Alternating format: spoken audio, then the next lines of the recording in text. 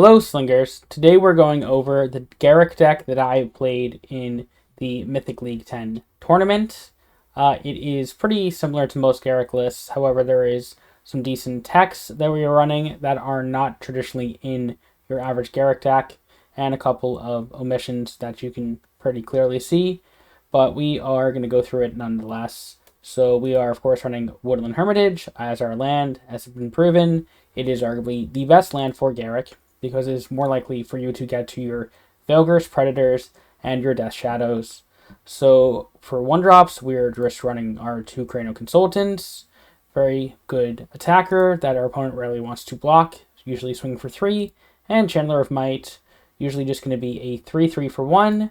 And we rarely do buff it against decks that have like Shock, because then they can shock it. But against blue decks, for instance, that we know don't have Pyroclasm, we might just swing in with a 5/1 even sometimes.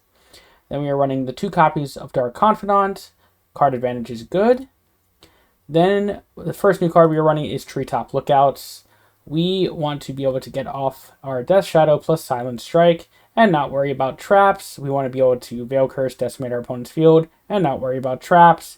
Treetop being the 3-drop 3-power creature that does that, and also it does trade with a lot of the other 2-drops and 1-drops pretty well, and so it is part of the combo that makes it go a little bit more smoothly. Then we have Elvish Archer, very good anti-fire card, but also a very strong card against a lot of the aggro decks. 4 toughness is a lot for a creature with a cost of 2. It is almost as good as Watchwolf, except for it trades the power to get reach, making it good against random decks like Yangling or even Kaya. Then we are running 2 copies of Grudge Match, best staple removal green spell in the game. Then 2 copies of Cursebearer, because who doesn't want to watch both the trample most of the time? That it's just a very broken, powerful card, especially on a 2-drop. They could probably make it cost 3, and it would still see substantial amounts of play. Blood Queen Drana, staple 3-drop, often one of the only 3-drops that you would run in Garruk. Some people have tried running Spike Baluth, but we are running a couple of other cards on our 3-drop slots over the Balos, or Baluths, however you say it, and maybe even some other stuff that you want to see, but Blade Queen Drana, absolute staple, extremely synergistic with Garruk's abilities in that she buffs her power, which buffs her health, and she gets to be a very big problem for decks that can't use destroy effects. So the other really cool card here is Gladecover Warden. It is a 3/4 for 3, and after we summon a creature, we give it Ward. So very interesting ability here. Ward being very difficult for cards to remove.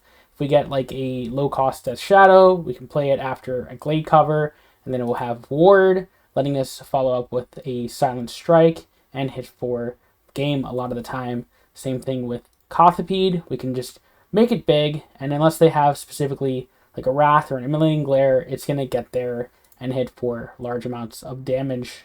Gladecover is very good for making sure that our creatures stick on the board.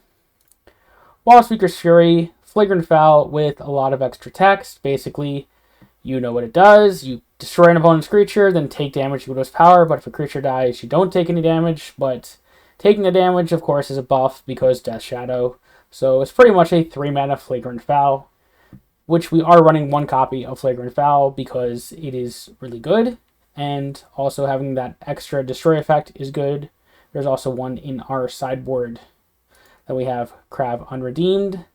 Some less savory players have cut Krav from their lists, but Krav is a very powerful threat for 4 mana. He can hit yourself in the face to be able to drop Death Shadows earlier. He tramples, he's massive, and he works extremely well as a follow-up to a Gladecover turn 3.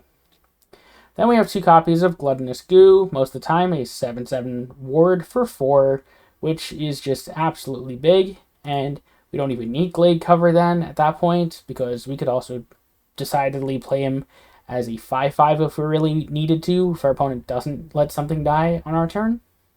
So Goo, absolute staple for Garruk, of course.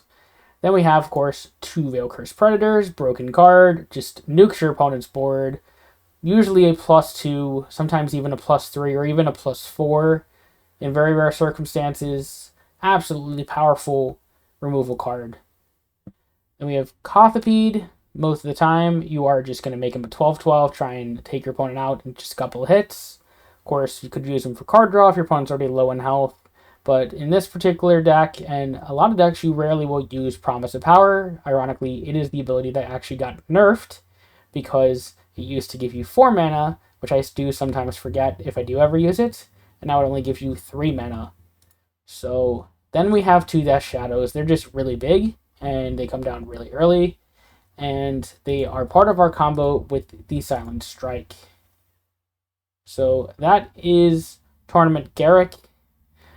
We had an interesting sideboard. There was Tree of Redemption, but we never really got decided in, which lets us trade our life total to 13, and it gets our current life total as its health, so it should be pretty good against burn. We had a couple Worm's Wakes in our sideboard, Worm's Wakes being very good against red decks and decks that lack pure removal. A 5/5 for 3 is really, really big and hard for some decks to deal with.